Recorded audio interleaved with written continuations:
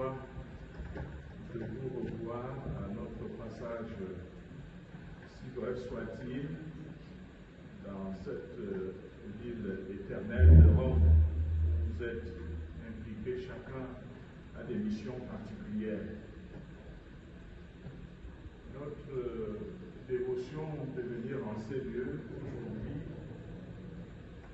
est surtout meublée d'une action de grâce, fortement, pour plusieurs raisons. Nous rendons grâce au Seigneur de nous avoir donné ce privilège insoupçonné d'être là autour de la tombe de Saint-Pierre.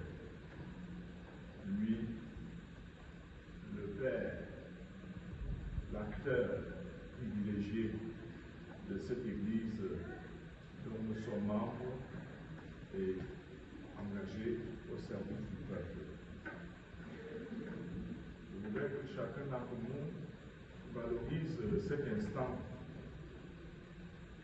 comme un instant de ressourcement et d'enracinement. En bon africain, nous disons un temps ancestral. Être sur la tombe de son ancêtre, invoquer son nom et faire entendre ses intentions, cela relève bien de la riche tradition africaine qui a été largement précédée par la riche tradition chrétienne, la vénération des défunts, la vénération des saints. Donc, entrer en contact spirituel avec Saint-Pierre, remontant ainsi l'histoire d'une longue tradition, nous pouvons être fiers de bénéficier par ce fait, je dirais, de son onction, de sa paternelle bénédiction et surtout de son accompagnement vers le futur de chacun de nous, puisque nous sommes à la suite du Christ, mais aussi à la suite de Pierre. Nous rendons grâce au Seigneur pour cette infinie grâce d'être là aux côtés de Saint-Pierre, dire cette Eucharistie.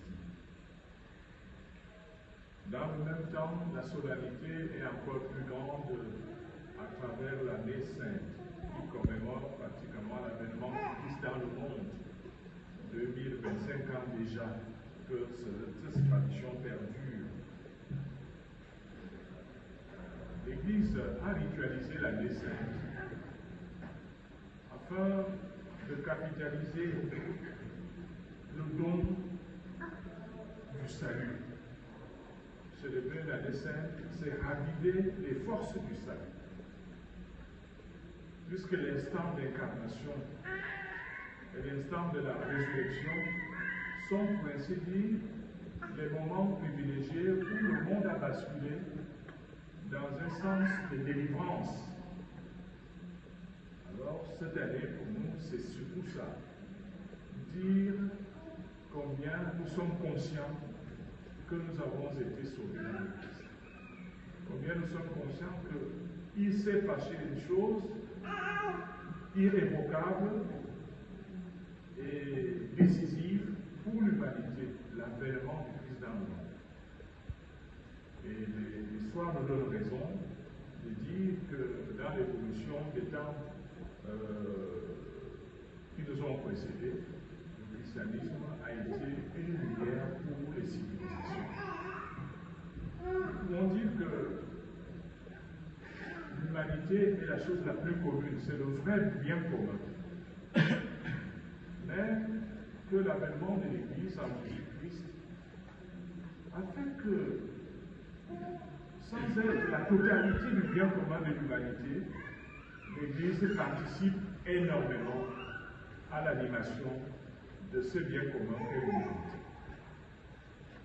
Notre charisme ecclésial veut que ce que Dieu a voulu à l'origine soit entretenu par nos forces et nos ailes d'une manière ou d'une autre, afin de permettre à l'humanité, qui est le seul bien commun vrai, de bénéficier des appuis, des soutiens, des forces qui nous viennent de l'intercession et de la grâce de Dieu.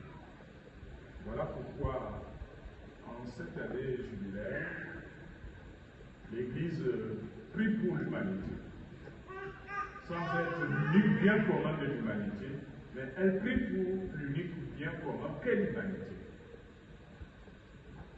Ce faisant, elle s'appuie sur le Sauveur universel, le Christ, qui, bien que ne soit pas connu, n'étant pas connu par tous comme le Sauveur, a cette spécificité d'aimer l'homme au-delà de ce que l'homme peut lui apporter. Et c'est ça le don de l'Église. Nous aimons tous les hommes, même si tous les hommes ne nous aiment pas, si je vais être négatif, même si tous les hommes ne nous connaissent pas, mais nous aimons l'humanité. Donnons donc à ce jubilé une large ouverture d'esprit afin que l'Église soit au rendez-vous de la valorisation du bien commun qu'est l'humanité. Évidemment, comme je l'ai dit, il y a des graduations dans la célébration de cette année. Il y a l'aspect universel, l'aspect ecclésial, il y a l'aspect communautaire et l'aspect personnel. Personne ne peut donner ce qu'il n'a pas. Si mon cœur est restreint à mes égoïsmes, disons ainsi, à ma petite sphère, je ne peux pas être celui-là par qui le christianisme donne en humanité. Alors, l'occasion pour nous, c'est de dire, l'année jubilaire me donne de m'ouvrir au monde et d'avoir le regard au nom du Christ